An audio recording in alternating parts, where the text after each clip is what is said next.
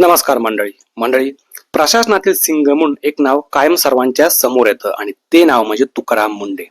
तुकाराम मुंढे म्हणजे एक dashing IAS अधिकारी असलेले व्यक्तिमत्व.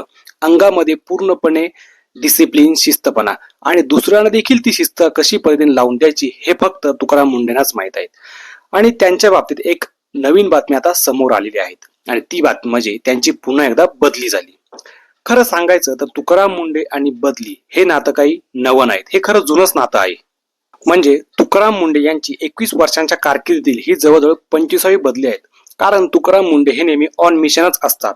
बुधवारी राज्य सरकारने बहुतेक म्हणजे जवळजवळ 10 अधिकाऱ्यांच्या बदलीचे आदेश दिले.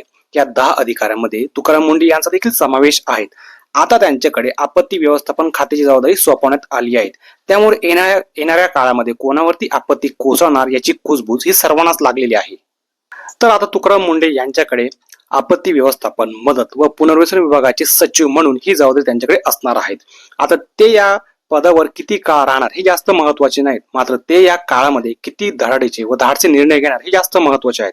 त्यामुळे अनेक कर्मचारी असं पण म्हणतात की तुकाराम मुंढे यांना आमच्या विभागात पाठवू नका. मात्र जनता असं पण म्हणते की त्यांना कामचुकार विभागांमध्ये पाठवा, जेणेकरून तिथले कामं लवकर होतील. तुकाराम मुंढे यांच्याकडे यापूर्वी दिव्यांग विभागाची जबाबदारी होती.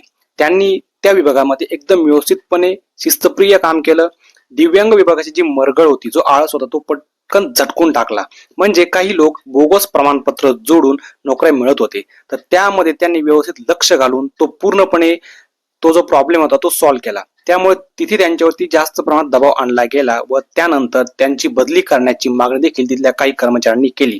त्यामुळे काही दिवसामध्ये हा निर्णय घेण्यात आला व त्यांची तिथून बदली करण्यात आली. तर प्रत्येक ठिकाणी त्यांची कामगिरी ही वाचण्याजोगी आहेत. त्यांना असं पण म्हटलं जातं की पाठीवर बिराड असलेला अधिकारी म्हणून देखील त्यांना ओळखलं जातं.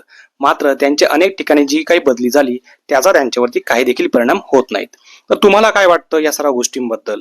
ही जी त्यांची बदली करण्यात आली किंवा या सर्व ज्या बदल्या त्यांच्या झाल्या त्याबद्दल आपलं मत नक्की आम्हाला सांगा. व्हिडिओ आवडल्यास लाईक करा, शेअर करा आणि चॅनलला सबस्क्राईब करायला अजिबात विसरू नका. धन्यवाद.